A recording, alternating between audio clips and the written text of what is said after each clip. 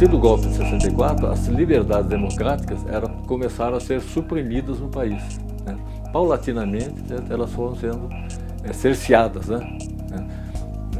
Desde a liberdade de reunião, de manifestação, certo? E, evidentemente, uma das principais liberdades, que é a liberdade da liberdade de imprensa, né?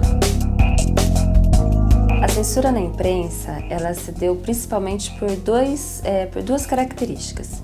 Primeiro, a primeira fase da censura foi por meio de bilhetinhos e telefonemas, ou seja, eram bilhetinhos timbrados, muitas vezes pela Polícia Federal, que enviavam para as redações os assuntos que não poderiam ser noticiados, abordados. E outras vezes eles chegavam a ligar mesmo para as redações.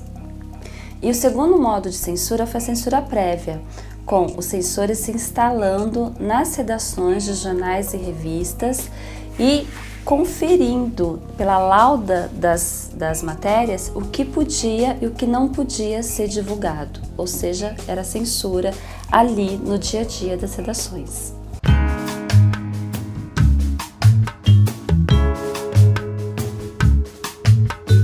O período, vamos dizer assim, mais em que eu senti mais a censura realmente, né, com as restrições à liberdade de imprensa, foi no período em que eu fui correspondente do jornal Estado de São Paulo em São José dos Campos, né? A mídia, ela era totalmente envolvida com a política. Por quê? Era um momento político muito intenso no país. E as principais notícias, quando, por exemplo, a gente fala de uma revista Veja semanal, o conteúdo político era muito grande. Então, a política era muito censurada. Quando eu fiz a análise de todas as matérias e os temas principais que eram censurados, a política é mais de 50%. Então, quando a gente fala política, quais são os assuntos que eram censurados? Repressão política, tortura, violência policial, movimentos estudantis. Então, todos esses assuntos, era só citar alguma coisa. Por exemplo, quando a Zuzu Angel, ela desapareceu, essa matéria foi completamente censurada. Esse era um teor político.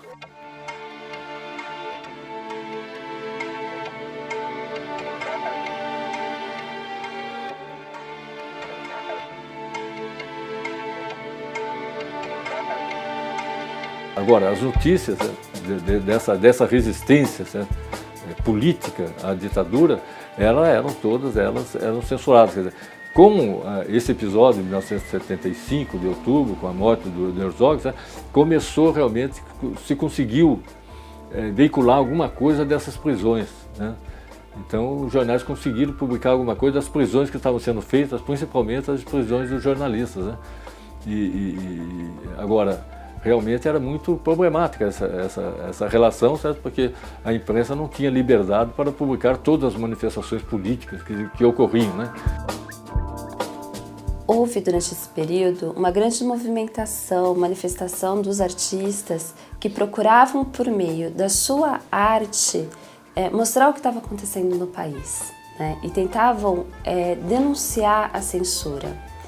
Por outro lado, também a imprensa, quando ela noticiava matérias sobre televisão, novelas, cinema, literatura, ela também era censurada. Por exemplo, a novela Roque Santeiro, ela foi completamente censurada.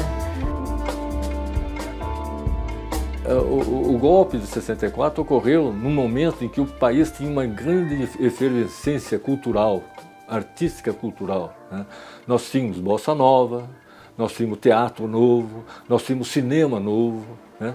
Quer dizer, nós tínhamos nas sétimas artes, né, várias manifestações, né, muito interessantes e o país respirava dentro das liberdades democráticas, né, respirava essa possibilidade de exercitar as artes com total amplitude, né?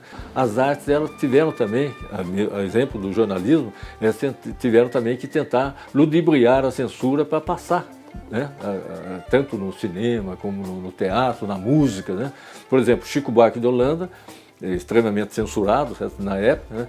Uma vez ele teve que arrumar outro nome, ele mandou para censura, porque ele era obrigado a mandar para censura, senão não podia ser divulgada ou editado a música dos compositores, né? Ele usou um pseudônimo, Julinho da Adelaide, para tentar passar, né, na censura certa música, né?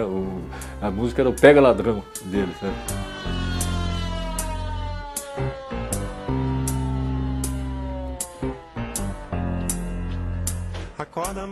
Vários artistas foram tiveram que sair do país, foram banidos, né? Tiveram que ir para o exterior, né? E foi realmente um regime de terror muito forte, né? O movimento estudantil era muito forte, principalmente quando a gente fala de USP, PUC, que foi muito latente, né? Teve aquele congresso da UNE também, que muitos militantes, muitos estudantes foram presos. Era muito efervescente essa época, porque ali se discutia, né, sobre política, sobre os rumos do país e o que fazer para acabar com o regime militar, né?